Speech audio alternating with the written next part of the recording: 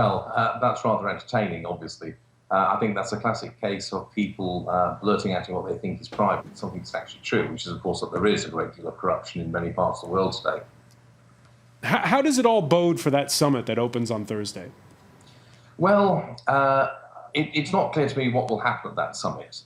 There is, at the moment, a great deal of talk being done about having, reform to the world's rules regarding transparency and declaration of taxes and income, and above all, the beneficial ownership of companies.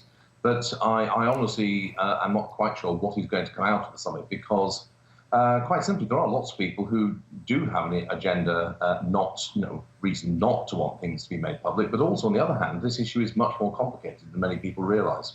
Much more complicated than people realize. David Cameron's name being caught up in the Panama Papers because of his father's trust.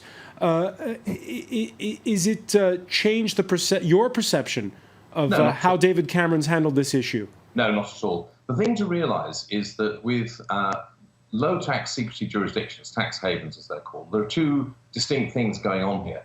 One is something which is indeed illegal, which is people evading tax, which is committing a criminal offence in any jurisdiction. The other is people quite legally taking advantage of arrangements that can be made through these jurisdictions to avoid tax, which is a perfectly legal activity, regardless of what you may think about it. And in David Cameron's case, the case of the trust which was set up by his father, that's what is going on there. And there's a lot of conflating of these two quite distinct issues, it seems to me. We need to keep them distinct. One point I would make straight away is that if the world had simpler, more straightforward and lower tax systems, something like the one Hong Kong has, for example, then there would be an awful lot of unemployed tax lawyers and accountants, both in tax havens and elsewhere. All right, so your argument is lower taxes would bring in effect, more tax revenue. You point out that they're legal, and we were talking a minute ago about LuxLeaks. That's avoiding corporate tax avoidance, which for the most part is also legal. Yes. But is it right? Is it keeping money out of state coffers that can help the economy grow? Well, there's two questions there. One is whether you think that money will be more effectively spent by governments or by private investors and private firms, and there's an obvious, argument you can have about that. The other is that it's no good complaining about tax avoidance by corporations in Luxembourg or elsewhere without pointing out that it's the politicians who have created the loopholes and the opportunities that they're quite legally taking advantage of. What they should be doing is having a much more straightforward, simple kind of tax system, which isn't full of more holes than a Dutch cheese, basically. All right, a simpler tax system.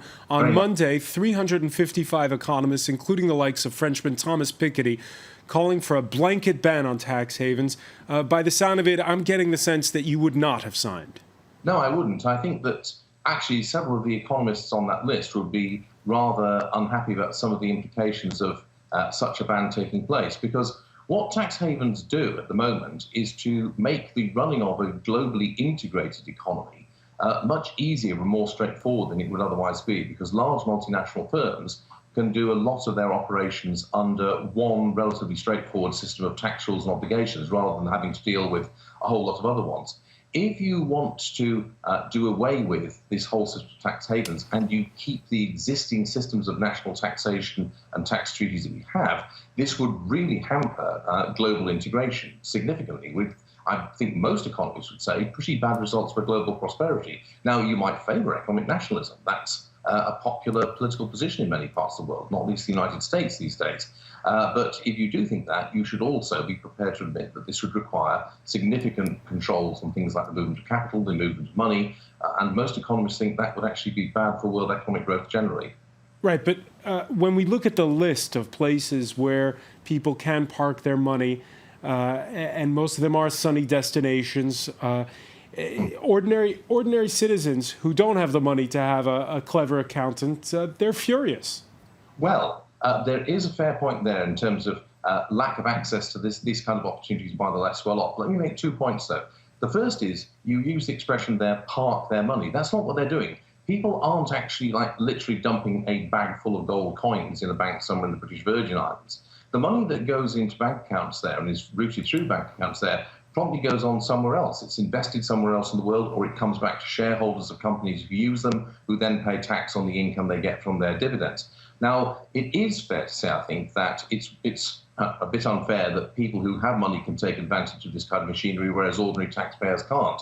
That needs to call for two things. One is, I actually think that with modern technology, more and more people are going to be able to take advantage of these opportunities. And secondly, to return to my earlier point, the obvious remedy to that is to simplify the tax system so that it doesn't actually have all these complicated loopholes in it, which favour those with expensive accountants and lawyers.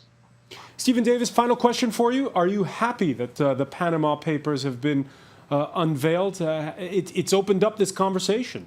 Well, yes, I am actually, because I do think that this is a conversation that we need to have. And also, with those particular papers, they do raise the, I think, very difficult issue of the secrecy that these jurisdictions have, because there's two aspects to this. One is the low taxes, the other is the secrecy. Now, what those papers reveal is that in many cases some seriously dodgy stuff, laundering of money and ill-gotten gains, if you will, is indeed going on behind the veil of that secrecy. And that's clearly something that nobody wants. On the other hand, what is often overlooked is that that secrecy protects people in countries like, say, Russia, for example, or many sub-Saharan African countries, from predatory governments that are often not bound by the rule of law. So if you try to get rid of the secrecy that protects criminals and other undesirables, you may also lay bare people who are actually protecting themselves against predatory governments. So this is a very difficult issue. It's not clear what the best way forward is.